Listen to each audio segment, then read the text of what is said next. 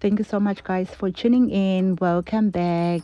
Today, we are taking you along with us for another special celebration that we did for Aurora Day. So, we'll show you how everything turned out, from the backdrop, the balloons, the African inspired cultural props, and all those other small details that help bring the vision together. And we'll just show you how everything basically turned out. Now, this was the highlight of the day. So, guys, stay tuned because we are going to share the unforgettable first dance of this couple. It was just full of love and special moments that you definitely don't want to miss out on. So, stay tuned. So, first things first, let's talk about Rosebank Park. So, the celebration was held at Rosebank Park, which is in Palmerston North.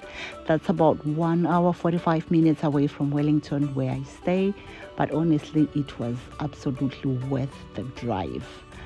So when I got to the place, I actually had some time to walk around the venue properly and really take in everything the place has to offer.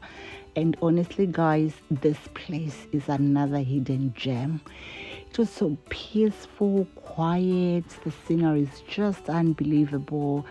It's got loads of those beautiful outdoor space. And I just feel like it's another perfect outdoor space where you can actually have your events, weddings, family gatherings, and whatever you might want. There are beautiful trees, the lawns are green, well maintained, and all you can hear is just the nature, the birds, water flowing, just another level of peaceful breeze.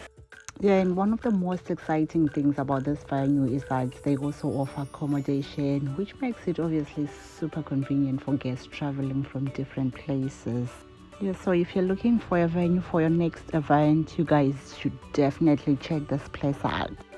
So the actual celebration itself was held inside the white marquee or tent. Honestly, I don't even know the proper name, but it definitely looked really, really stunning.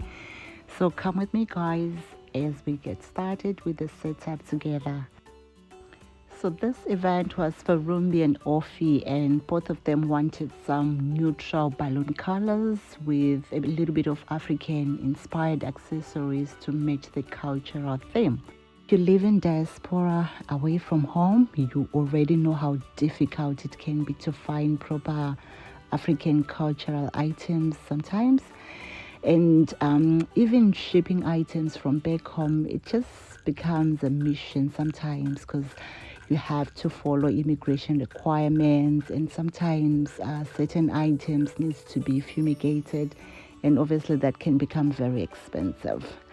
Yeah, but within the time frame that we had, we did try our best to source the items that could still bring that cultural feel to the event. Yeah, so for the balloons, we did use different shades of browns, warms, nudes, some neutral colors just to match that theme. And as usual, I already had most of the balloon clustered prepared. And honestly, just having your balloons ready before you get to the venue just saves so much time during the setup. Now, let me briefly explain the meaning behind the Roora celebration for those who may not be familiar with our Shona culture. So, Roora is just like a customary Shona marriage practice whereby the groom's family, they kind of formally seek the bride's hand. Yeah, so, Roora is far more than just a transaction. So, in Shona culture, we usually say Kurora Kuvaka Okama, which basically translates to marriage brings relationships.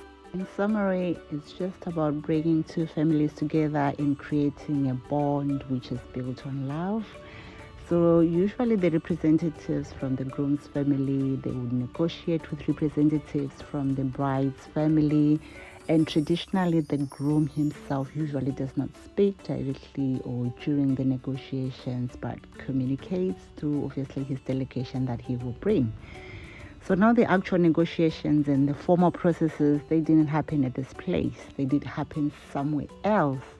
And this venue was mainly for the celebration afterwards. And once everything is completed successfully, the celebrations begin. So usually there's food, music, people are laughing, dancing, etc., etc., and just coming together to celebrate the union of the two people and the two families becoming one. So traditionally, you often find food like sada, beef dishes, maguru, matemba, madura, drinks, chicken, and you name it. Unfortunately, I don't know much about office culture. It would have been nice for me to also get an understanding of office culture. So this conversation is kind of more one-sided towards Rumbi's culture, because me and Rumbi, we come from culture.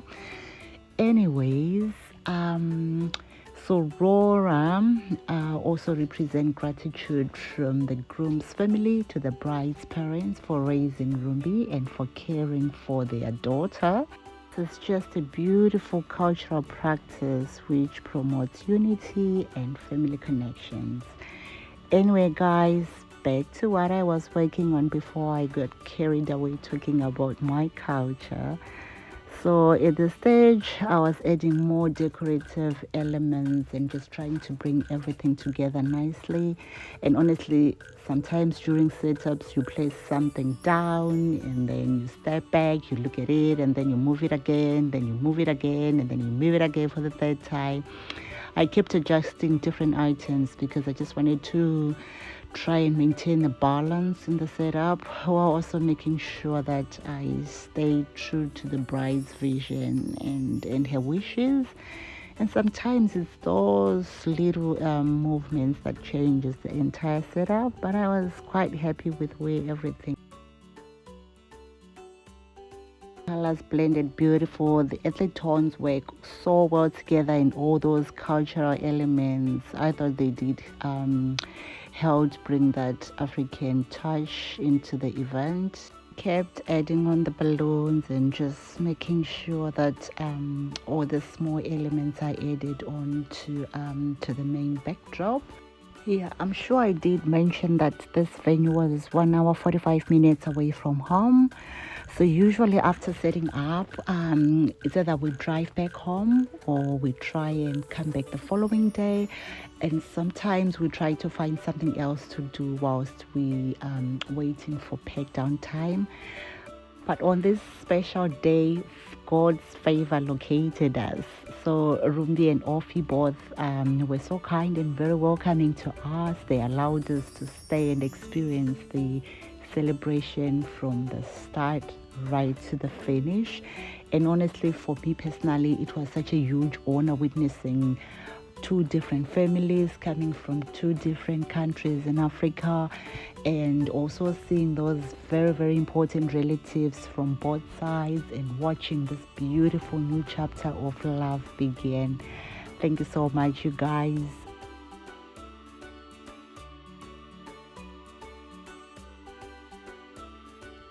Anyway, guys, now let's talk about the final look.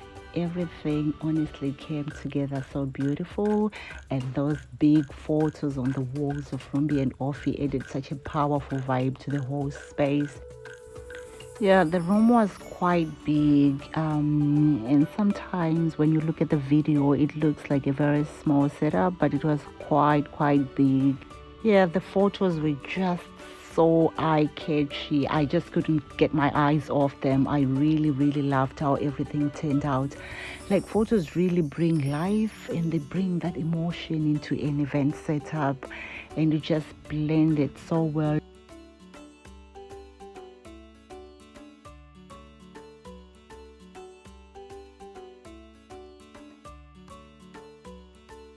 Moving on, guys, one of the cute little details they requested was this mini welcome sign to be placed near the doorway. It had two muchairos, which is a traditional Shona broom from Zimbabwe, which we use when we're sweeping the floor, and honestly, sometimes even used as a toothpick too. You know, Zimbabweans will understand that one. Anyway, we also tried to mimic some of the traditional items that are often given to the bride as she prepares to start her own household after this traditional marriage. Sure, you can see on the floor we also included different kinds of beans and seeds. Usually seeds symbolize life, they symbolize prosperity, fertility, and growth in the newly formed union. I honestly love how meaningful every little detail becomes in an African culture.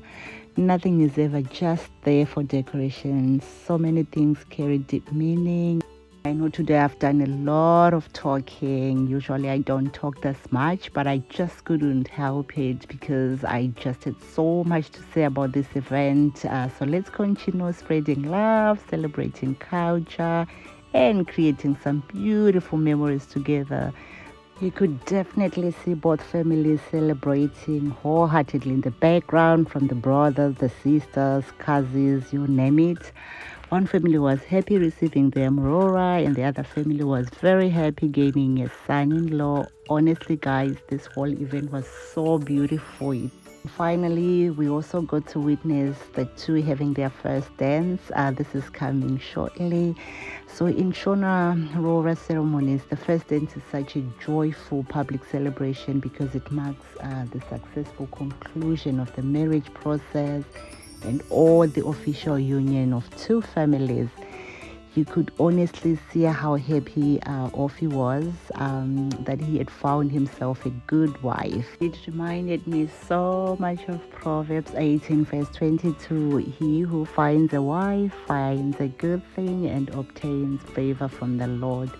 The dance was beautiful. The love vibes were definitely there. Yeah, the smiles, the dance, the moves, the dresses, the makeup, everything was just on point, guys. We honestly loved the day. Everything was so smooth. The room was full of love. There was laughter, joy.